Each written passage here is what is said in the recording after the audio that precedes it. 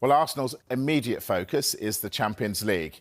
And tomorrow night's quarter-final first leg against Real Madrid at the Emirates. Gary Cottrell is there for us, and we can join him now. Gary, it doesn't look like Arsenal are going to win the Premier League. So how much is at stake against Madrid?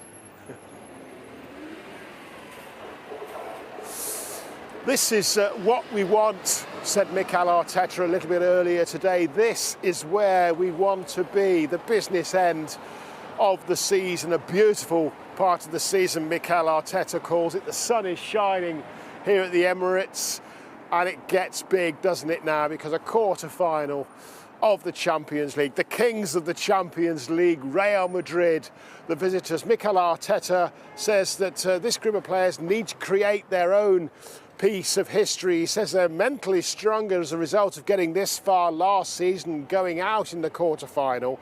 And there was a real buzz about the place at the training ground when we saw some training a couple of hours ago. Smiles on the players' faces, a bit of larking around during the warm-up. They looked very confident, I have to say, because you're right, this is their last chance, realistically speaking, of some silverware this season. And what silverware? And Mikel Arteta wants the fans to play their part. He's calling on the fans to arrive early, to be in the stadium, packing out the stadium, even as the players are warming up, just to let the opposition know that they've got a match on their hands. And I put it to Mikel Arteta that with everything he's done in football as a player and as a manager was tomorrow night his biggest night so far in the dugout, and he agreed. Is it one of the biggest nights, if not the biggest night in management for you personally? 100%. I mean, it's a joy to prepare the game, to look at them, just to look at the reaction of people and how we feel about ourselves coming to a game of that magnitude, the excitement around the club, the people. This is the stage that we want to be, where Arsenal has to be consistently. And we are very proud to be there and now be very ready tomorrow to deliver. Of course, the question is, Gary, who's going to replace Gabriel? Did he give any hints?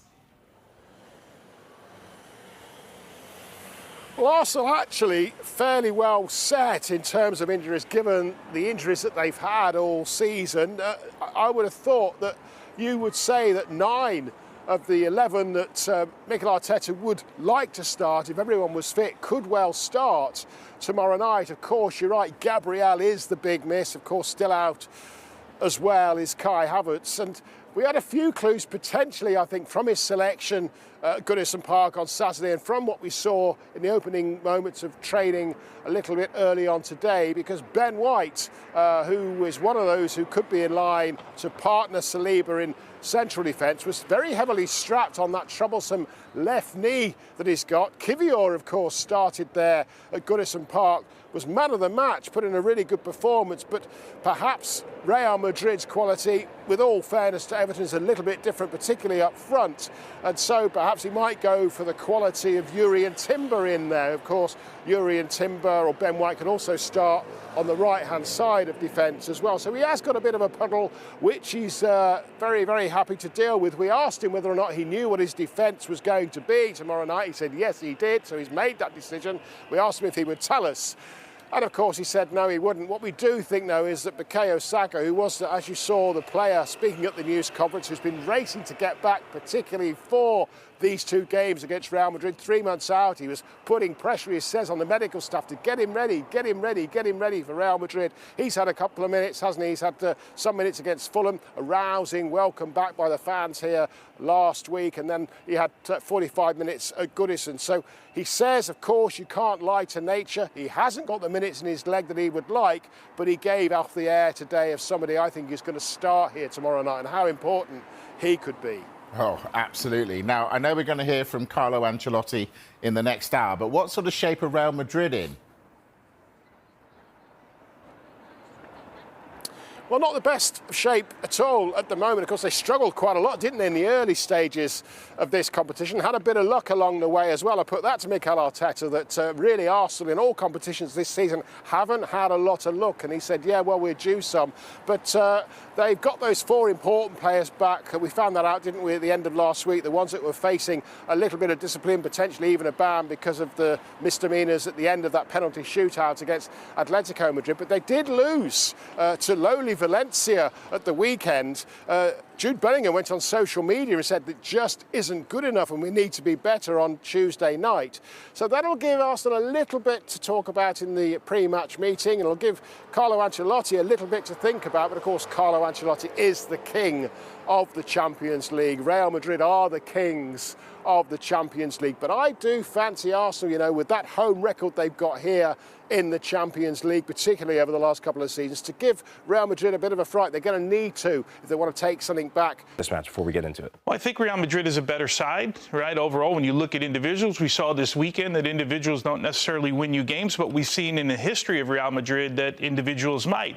On the other side for Arsenal, when you talk about individuals, they just recently got one back in Bukayo Saka that I'll call him a game changer, right? He's a guy that can flip the game on its head. And in nights like this, in moments like this, these are the types of guys that you expect to step up. Now, he's 2 or 3 games into coming back from fitness, so you have to wonder what the expectation is. He looked good. Mikel Arteta has said they've waited long enough with him. They've given him enough reps, so it leads me to believe that he should be 100% for this. And, of course, we know if there's a night that you get up for, it's a night against Real Madrid in Champions League. These nights don't come around all the time, but this guy's, he's a guy for Arsenal that could be sort of the guy that puts them into the next round. I think he's the type of guy, Mike, that's got to play well in this tie if Arsenal has a chance.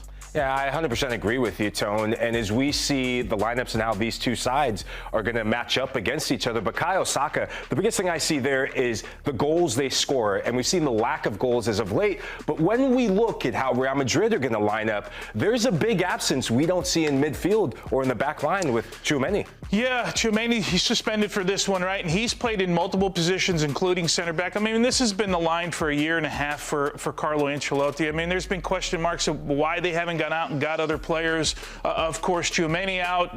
Rudiger's been sort of the mainstay, although he had a moment of madness on the weekend on the second goal as to where he was. But we've seen this from him in the past. I think the big question mark has always been at right back, right? And it's been Lucas Vázquez has been the right back. His captain the side is a guy that's generally a midfielder. So it's hard for me when I look at Vázquez in games that he doesn't play well to sort of say, hey, it's his fault. He's playing in a position where he's actually helping Real Madrid out, right? The question mark is Valverde, who has played and has been great at right back, probably the best right back that they've had the entire season. And do you put Modric there? So that's a conversation for Carlo Ancelotti to have. Of course, Courtois, we know now that based on the reports that he's on the bus, he's ready to play, he's going to start tomorrow night. So that's a massive one.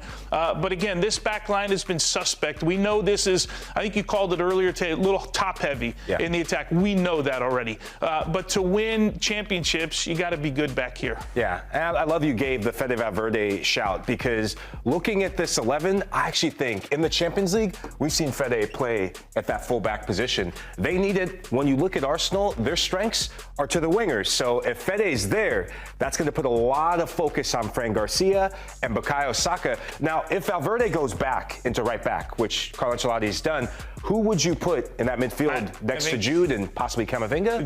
I love saying it because he's you guys know, he's my favorite player in the world is Luka Modric. He has been for 10 years. And I know he's getting older, and they've managed his minutes now for 2 seasons. But if you're going to stretch somebody for 90 minutes, it's in one of these 2 games here. Of course, when Tchouaméni comes back, that solves a few things where they can move some pieces around because he can play in the back line, he can play in the midfield, generally a midfielder. But, yeah, Luka Modric for me is the easy answer. And he's a guy, of course, that would never be in awe of the moment of any of these nights, right? Because he's been in so many of them. Yeah, no, 100% agree with you. He ages like fine wine. Now for the Arsenal side, I touched a bit on the front line. You know, Martin Odegaard's going to be a big talking point playing against his former side. But the biggest missing piece, Gabriel, getting injured coming into this match. And I actually favored the Gunners given the recent form that we've seen from Real Madrid, the inconsistencies, how good they are on set pieces, Jaco Kivior is going to have the game of his life.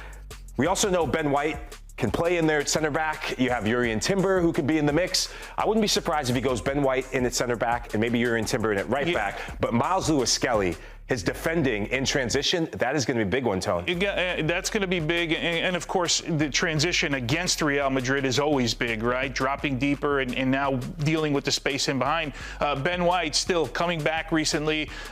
Gabriel is just a massive, massive misser. There's no way to get around it. I don't know that Kivior is a Champions League center back, but we're going to find out over the next 2 matches, right? Because there's no bigger test than this front 4 or front 5, however you want to slice it up.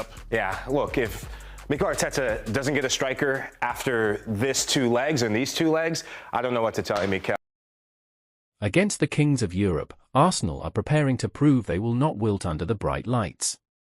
Having earned second spot for the last 2 years in the Premier League, the Gunners were meant to be the ones to exploit any kind of collapse from Manchester City. Instead, they still sit in the same position, 11 points below league leaders Liverpool. It is the tip of the iceberg of fans' frustrations. To call this campaign a season of stagnation seems a kind assessment. After a 1-1 draw with Everton, Arsenal are not able to match their points tally from 2 years ago, 85, let alone the haul of 89 from last year. Exits from the FA Cup to 10-man Man United and the Carabao Cup in a 4-0 aggregate loss to Newcastle United only add more weight to the suggestion this side cannot get over the line. High-stakes victories are meat and drink to their guests. Real Madrid, the royalty of Spanish football, are also perpetual kings of Europe. The club came into the season as reigning champions of La Liga and the Champions League for the 15th time, adding Kylian Mbappé to a stacked roster. The union has not been the barnstorming success that many would have expected. Real remain 4 points off Barcelona in La Liga, suffered a 5-2 rout in the Supercopa de España, and edged past Real Sociedad in a second leg 4-4 draw to set up a Copa del Rey final clash with the Catalans. But that is the absurd standard that sets apart the club from any other on the planet.